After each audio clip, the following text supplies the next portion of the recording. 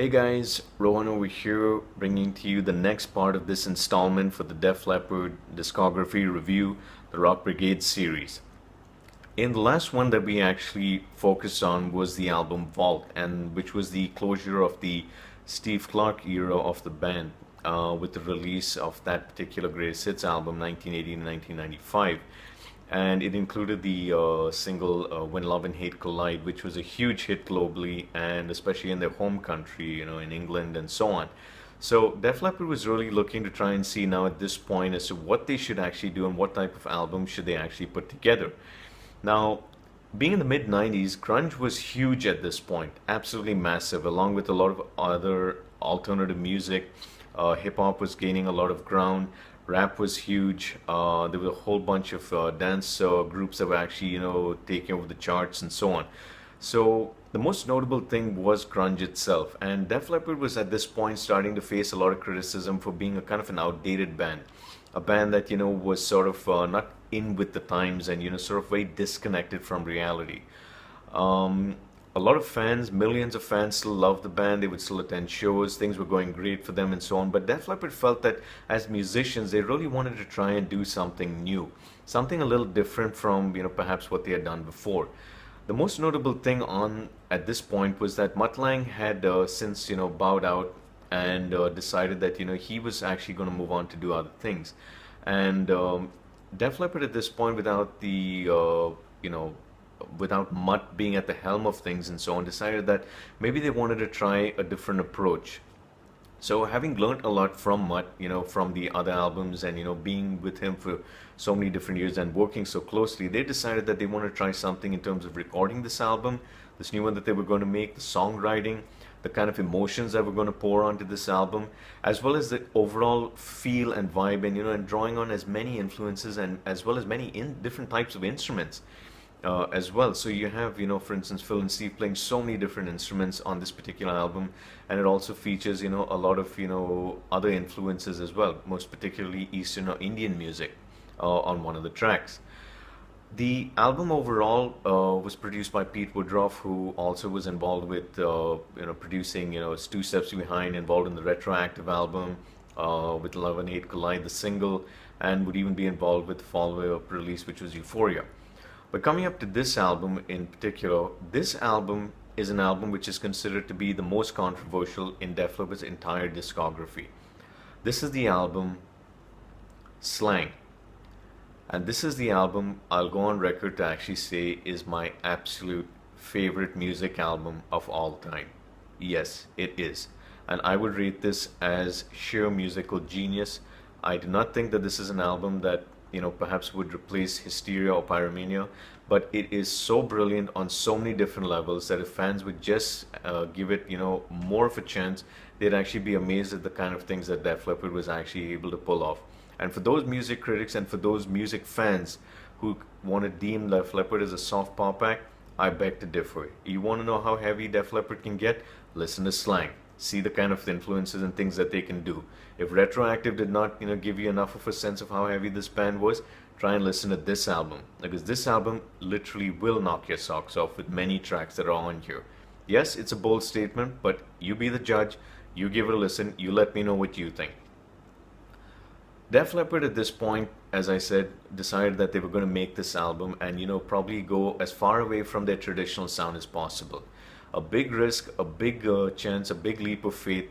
And being Vivian Campbell's first album, being the new guy, he was a bit nervous because he really wanted to kind of play the kind of music that Def Leppard was best known for. But anyways, they went ahead, they forged ahead, and they came up with an album which was really interesting on so many different levels. In fact, thankfully for all us fans and for us millions of fans, yes, millions of fans who love Slang, we have been blessed with the fact that Def Leppard a few months ago actually released a deluxe version which featured demos, which featured so much of stuff, and also featured a bonus track which was on the Japanese edition, which is featured in the overall track listing which you get now. So instead of 11 songs, you get 12. And so we'll come to that review in just a second of that particular song. But to start out with the actual album artwork, was that Slang actually features a non-traditional Def Leppard logo, a different type of font style for an album name. Yes, all the different album names, had different font styles, but this one in particular catches your attention almost like a snake pattern. and you can actually see that there's a face over here, with this kind of third eye, in blue, so to speak. But if you look carefully, you'll notice these ones and zeros, kind of like, binary code of a computer, and this kind of shadow effect as well. But if you look a little closer, you'd actually notice that there's actually a Buddha that's over here. It's kind of just looking at you with its hands out towards you. Really interesting, very non-Leppardish in many ways, but something which you could definitely feel is influenced in a big way. And the band even says that when they saw the artwork, it was a time when they were actually recording the song Turn to Dust, which had a lot of Eastern and Indian influences. So that in itself reflected in a big way on the album artwork. Non-traditional, but a lot of fans find it interesting. They think that it's pretty cool the way the artwork is, and it really encapsulates a lot of what the music is about. That it might seem pretty straightforward, you might get it, but there's so many hidden layers and so many depths and meanings to actually all the songs and everything that's on it, that you really begin to really say, wow, this is another world of music. It's not just hard rock and so on. It is actually a world that is actually asking you to explore it and actually know about, all the different elements that make it up. And most notably is the track Pull of Euphoria, which we'll get into a little while, which actually does that, otherworldly effect for you. Starting off with, you start with the song which is called Truth. And Truth is actually a song which is based on industrial type music. And when you listen to this track, starts off in a very light way, but the way it hits you is almost like a tsunami. It's like a huge tidal wave slamming into you. And there are two versions. There's the demo version and this. The demo has a slightly more heavy metal feel to it, but this version is really good. It's tight. It's got this great groove and mix. It's got this, storm kind of feel. It's almost like, there's a storm raging on around you, and it's just, sort of, asking you to sail through it. Now, a lot of fans might say storm, yes, well, the track isn't exactly all that great, and this was a stormy time for Def Leppard, but the fact is that this song is so dynamic on so many levels. It amazes you immediately take up and sit up and take notice and say, wow, I didn't know they could do that. So yeah, Truth is a really, really heavy track. It's really good, and it's a great way to start this album off. You get into the next track, which is Turn to Dust, which is the song that features a lot of Indian instrumentation and so on. And it's got this feel like a lot of bands from the 70s really adored this, a lot of Indian and Eastern music and so on. So it's got this huge mix, which is there. And it's really nice how Def Leppard has blended a kind of a hard rock song with this kind of music, and the production quality overall throughout this album is amazing. So I think Pete Woodruff deserves a lot of credit for actually doing a great job on that. The song Turn to Dust is really interesting. It keeps you kind of spellbound on so many different levels. You may not find it as catchy and as cool as, say if I obviously Photograph and Pour Some Sugar on Me and Armageddon It and so on, but it is a song that, makes you sort of sit up and actually want to listen to it a bit more and actually really get into the vibe of the whole thing. And you begin to appreciate it in a big way. The next track is the song Slang. Now Slang immediately will sort of remind you as being a very traditional, upbeat, happy pop, hard rock kind of Def Leppard sound. Sorry about that. Def Leppard sound, and it is a song that just sort of makes you just really want to get up and really groove to it, and it is a song that really catches you. In the same vein of Pour Some Sugar on Me, Rock of Ages, a really catchy, really good track. A track that really makes you immediately love it instantly. You just get this song almost at the instant, and it's the shortest track on the album, but nonetheless packs a good punch. The next track I would rate as probably my all-time favorite ballad. I know on my previous review I spoke about When Love and Hate Collide, where a lot of fans label it as the best Def Leppard ballad. All I Want Is Everything is a song that is truly amazing. I think that the lines that Joe sings on the song, because this is primarily his child in many ways, this particular song was, you think the shadow of doubt is hanging over my head. It's just an angel whose wings hide the sun. Those two lines I thought were just simply mind-blowing, and loads of guys who have kind of used that when I've used that for status messages and so on have been really fixated and really gone hooked onto this particular track. The type of rawness of this song, the way in which it talks about a subject of a man, dying of an incurable disease, and how he's not got much time left, and how he's just hoping to make the most of everything before he goes, and how the one he loves is just not there with him anymore. You can actually feel a lot of emotion really bubbling up in this song in a very big way. And this is a song that, you could amaze you on so many different levels if you just let it. The lyrical content and so on. So overall, Slang was the darkest album overall from Def Leppard's discography, but this song in particular is not dark. It is a song that, is very emotional on so many levels. So it's really cool in that sense.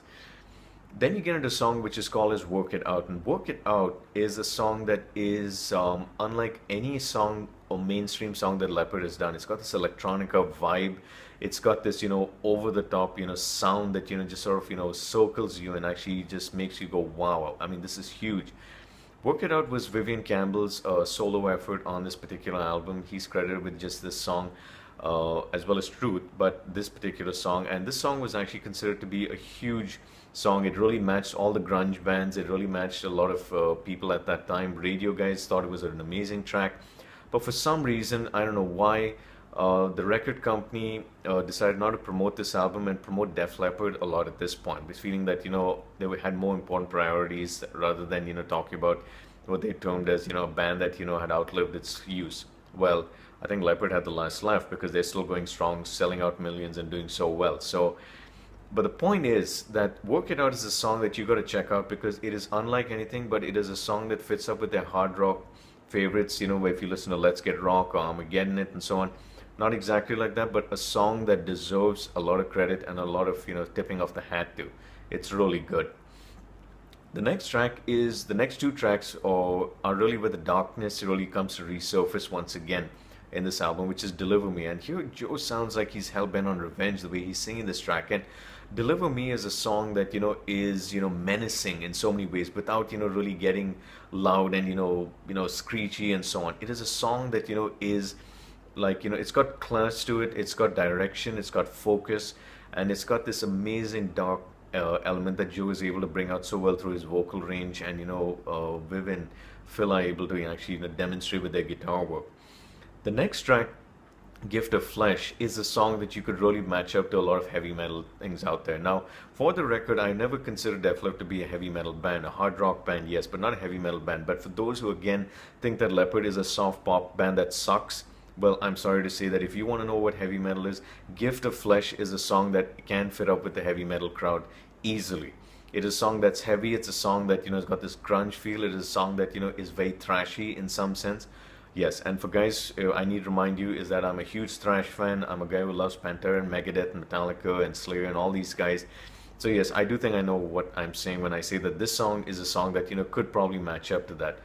I'm not trying to say that it is greater than them. I'm not trying to say that it is better or anything like that. But I'm just trying to say that if Leppard deserves a look through again, do try and check this song out because it does have some interesting feels and vibes to it. You may agree, you may disagree, you may think I'm just probably not saying the right stuff, but I'd love to hear your opinion. You let me know.